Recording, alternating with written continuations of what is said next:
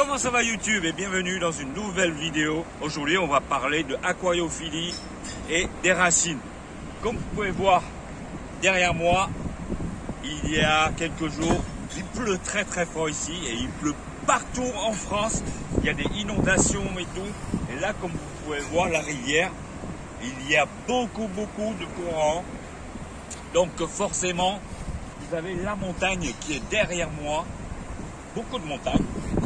Donc forcément, avec les fortes pluies, glissement de petits terrains, donc il y a des racines et du bois mort. Forcément, elle va emporter par le courant vers la mer qui est juste devant moi. Ce que nous allons faire, nous allons à la plage et puis chercher quelques trésors et quelques belles racines. Et après, je vous explique tout. Restez avec moi. Allez, let's go. Voilà, ça y est, on se trouve devant la plage.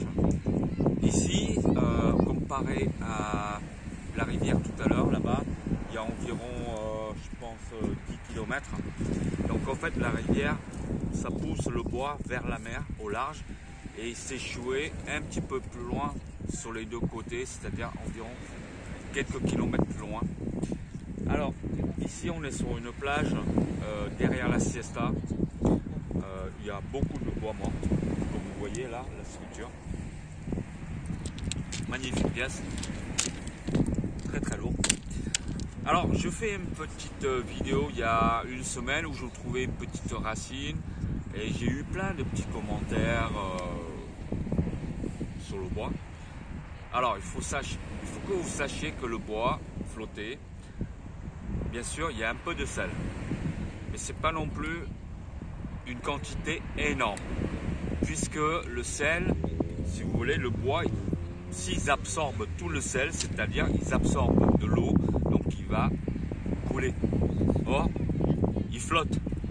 Donc quand il flotte, il s'échoue sur la mer, ça veut dire que il est gorgé, mais pas tant que ça. Donc il faut la traiter.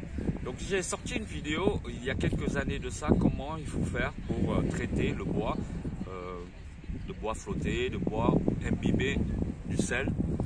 Donc si vous voulez, je vais vous mettre un lien sur la vidéo. En plus, le sel, il faut savoir que le sel ne tue pas les plantes.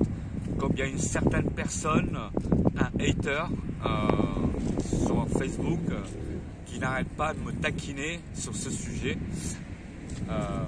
Voilà. Le sel, si vous voulez, le bois, ils absorbent du sel, on les traite un petit peu, une fois c'est traité, c'est fini, il ne va pas relarguer, c'est pas une éponge, d'accord? Voilà, ça il faut mettre dans la tête. Il y a souvent les gens, ils réfléchissent pas quand ils veulent faire un commentaire vite fait. Le sel, il reste dedans à un certain moment et dès que vous avez trempé dans de l'eau, il va libérer le sel, mais juste à une certaine quantité. C'est pas non plus une quantité astronomique. Donc faut oublier ça.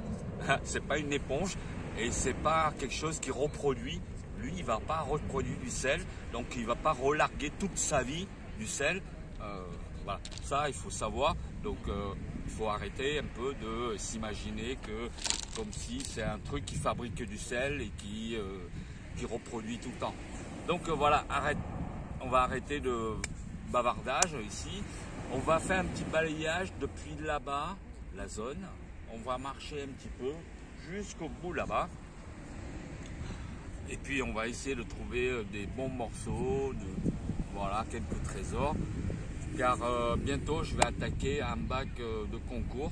Donc je vais essayer de trouver des pièces qui me plaisent. Et puis je vais partager ça avec vous. Voilà, allez, let's go. Regardez-moi ça.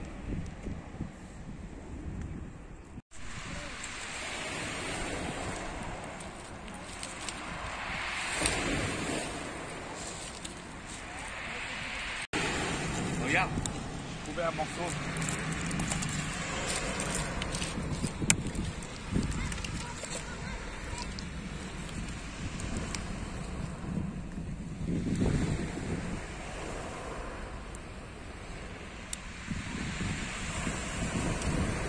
Ça pourrait le faire.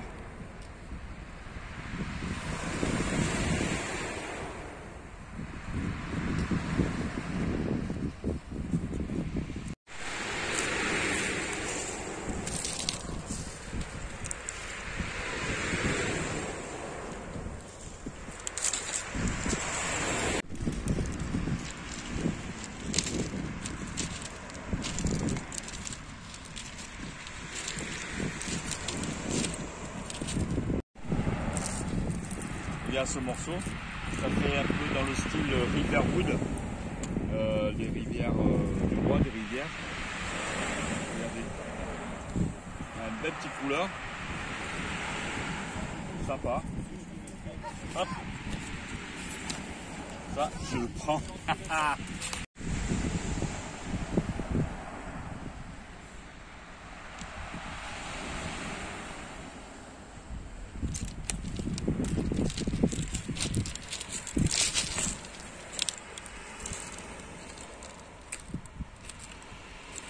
Alors là les amis, je vous ai trouvé un truc où personne ne pourra prendre et ça rentrera même pas dans un aquarium grand public. Regarde ça. Ah lui il a bien trouvé sa place. Hein. Et en gros il y a le reste. Hein. Alors, il doit faire bon, allez, 10 mètres de longue. Énorme, énorme, énorme. Énorme. Alors, regarde ce morceau, il est beau. Tu vois, si tu as un bac de, je sais pas, 1200 litres, 1400 litres, c'est un gros morceau comme ça. Il est magnifique. Regarde. Ça, c'est, mon avis, c'est des oliviers ou des chênes. Parce que le bois, il est super lourd. Il est très très lourd. Oh, il doit faire dans les 25-30 kilos. Alors, une petite information les amis, quand il y a des tempêtes comme ça, le bois sur la plage, ce n'est pas interdit de ramasser du bois. Car on n'est pas dans la nature, dans la forêt ou quoi que ce soit. D'ailleurs, la mairie souvent autorise que les gens viennent prendre du bois comme ça pour mettre dans leur chauffage, dans leur cheminée, pour éviter que la communauté emploie des gens pour nettoyer des plages. Souvent, quand ça arrive comme ça, il y en a beaucoup de gens, ils viennent avec une remorque, avec des tronçonneuses et ils coupent du bois pour leur chauffage. Donc c'est du bois gratuit, en plus ça nettoie la plage. Il faut savoir qu'ici, il y a beaucoup de touristes. Donc quand la plage elle est propre, eh ben, tout le monde est content, la mairie, le pouvoir public et tout ça, etc. Et des gens aussi pour économiser le bois de chauffage. Donc ce n'est pas interdit. Voilà. C'est sûr que si tu vas dans une forêt, que tu prends une machette, tu prends une tronçonneuse, tu coupes, ouais, là c'est interdit. Mais là sur la plage, qui proviennent de la mer, qui proviennent de la montagne, si tu ramasses pas, qui va les ramasser? Ils vont faire quoi? Ils vont les brûler. Donc autant en profiter.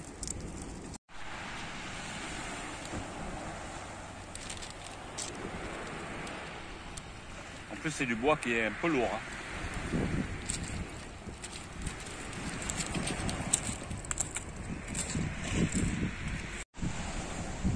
Regardez-moi ça, cette pièce.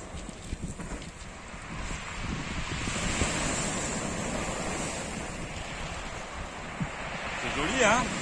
En plus, il y a un petit trou ici. On peut mettre un peu de sol technique et faire pousser des bonnes bêtises, par exemple. Ou alors des pinatifida. Regardez comme c'est joli. Ça va. Bonne trouvaille. Mouah.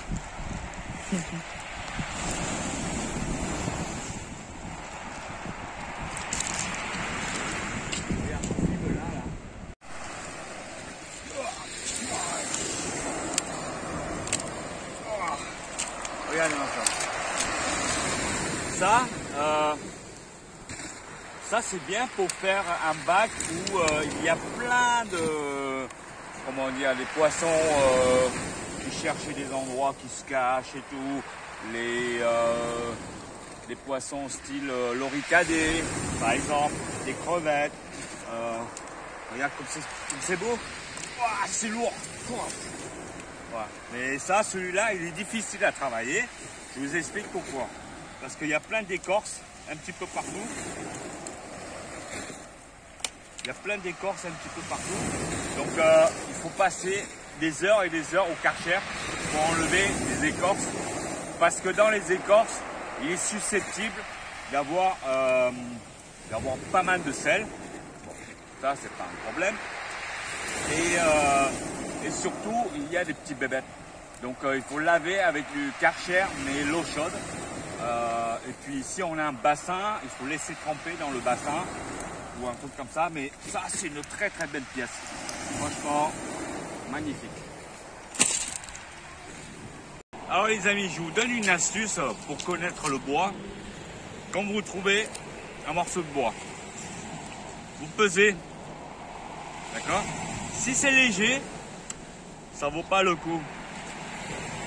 Et il faut que le bois soit très dur, très dense pour pouvoir travailler facilement et que le bois il coule facilement. Là, c'est vraiment un bois qui est super léger et en plus, je pense que c'est un bois qui est résineux.